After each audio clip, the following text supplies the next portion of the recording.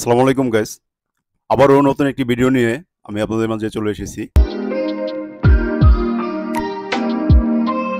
এটা ঢাকার মাতোয়াইলে অবস্থিত শিশু মাতৃ স্বাস্থ্য ইনস্টিটিউট।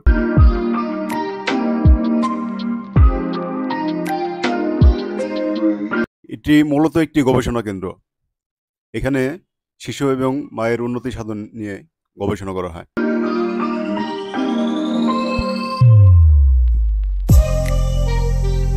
আজকে এই হসপিটালটি পুরোটা ঘুরে দেখাবো এবং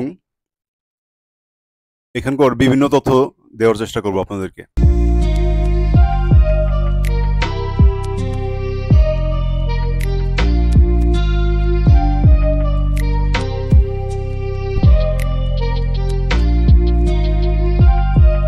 আমি এইমাত্র এর মূল ফটক দিয়ে ভিতরে প্রবেশ করলাম। ভিতরে আসার পরে মনে হলো এখানকার আশপাশের অবস্থা দেখে মনে হলো এখানকার পরিবেশটা অত্যন্ত সুন্দর। রাস্তাঘাট সবকিছু অনেক পরিষ্কার পরিচ্ছন্ন।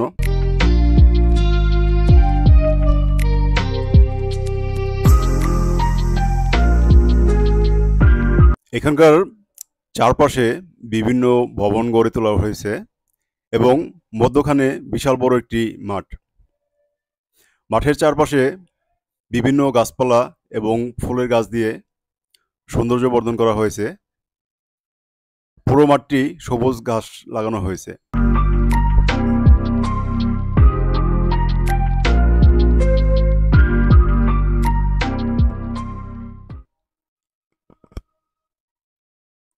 মাঝখানে এই খালি জায়গাটি রাখার কারণে ভবনে আলো এবং বাতাস ঢুকতে কোনো অসুবিধা হয় না।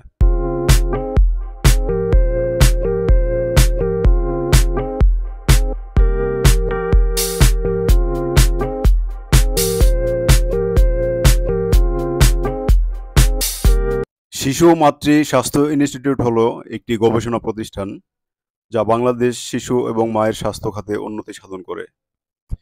প্রতিষ্ঠানটি ঢাকার মাতোয়াইলে অবস্থিত। বাংলাদেশ সরকার স্বাস্থ্য ও পরিবার কল্যাণ মন্ত্রণালয়ের অধীনে এটি পরিচালিত হয়।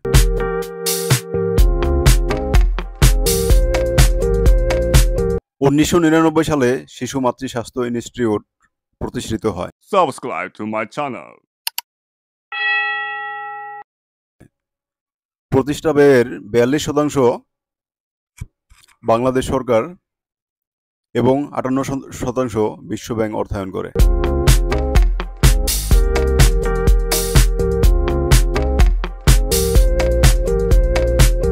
এখন আমি এই ইনস্টিটিউটের চারপাশটা আপনাদেরকে ঘুরে দেখাবো। এখানে যদি কেউ আউটডোরে ডক্টর দেখাতে চান তাহলে টিকিট মূল্য 20 টাকা এবং যারা ভর্তি থাকতে চান, যাদের অবস্থা গুরুতর, তাদের জন্য এখানে ভর্তি থাকার ব্যবস্থা আছে এবং প্রত্যেকটা বেডের জন্য পার ডেতে আপনাদেরকে 300 টাকা সিট ভাড়া দিতে হবে এবং এখানে অক্সিজেন সহ যাবতীয় চিকিৎসার ব্যবস্থা আছে এবং যদি কেউ টেস্ট করতে চান এখানে ডক্টর আপনাকে টেস্ট দেয়। অন্যান্য প্রাইভেট হসপিটালের তুলনায় এখানে চিকিৎসা খরচ অত্যন্ত কম। এখানে যারা কর্মকর্তা কর্মচারী আছে তাদের জন্য খাবারের জন্য একটি ক্যান্টিন আছে। নির্দিষ্ট পরিমাণ টাকা দিয়ে এখানে আপনি দুপুরে লাঞ্চ করতে পারবেন বা রাতে খাবার খেতে পারবেন।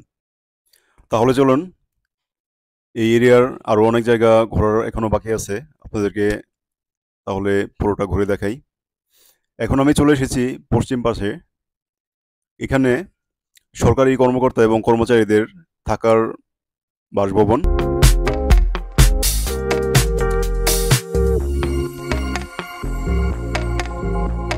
এই পাশটাও দেখতে অনেক সুন্দর। এখানে সুইমিং পুলের ডিজাইনে একটি পুকুর করা হয়েছে।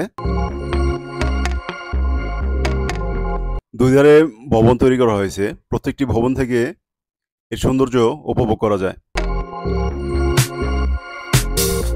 ধরেন আপনি একটি জায়গায় থাকেন, ওখানে পানি এবং গাছের সংমিশ্রণে যদি একটা বাতাস তৈরি হয়, ওই বাতাসটা শরীরে লাগলে কিন্তু অন্যরকম একটা শীতল অনুভূতির সৃষ্টি হয়।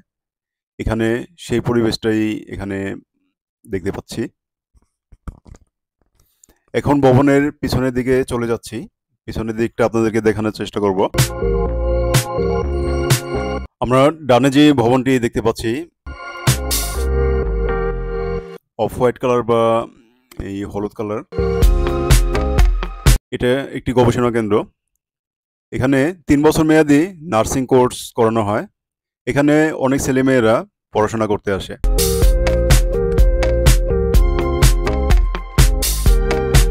এখানকার পিছনের দিকটাও খুব পরিপাটি করে সাজানো, সুন্দর। রাস্তার ধারে ড্রেনের ব্যবস্থা করা হয়েছে যাতে বৃষ্টি নামলে কোথাও পানি জমে না থাকে। এদিকেও ফুল গাছ দিয়ে সাজানো ভবনের পিছনের দিকে।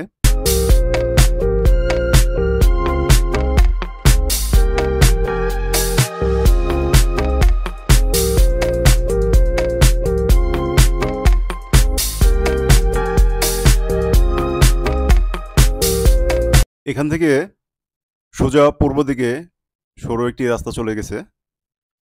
এখন রাস্তা দিয়ে সামনে এগিয়ে যাচ্ছি, দেখি সামনে আর দেখার মতো কি বাকি আছে।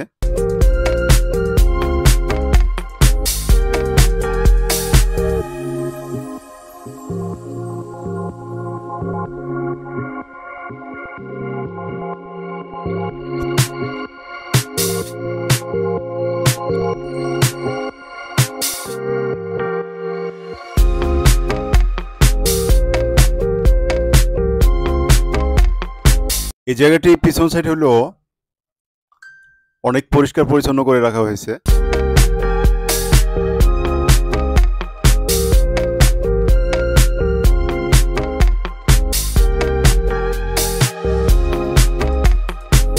এই বাঁদিকের ওয়ালের পাশে বিশাল বড় একটি জলাধার আমি দেখানোর চেষ্টা করতেছি।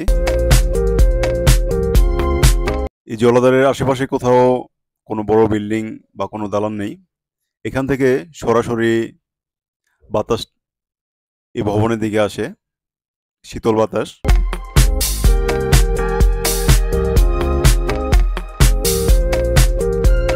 পিছনেও অনেকে দেখা যাচ্ছে গাড়ি পার্কিং করে রেখেছে।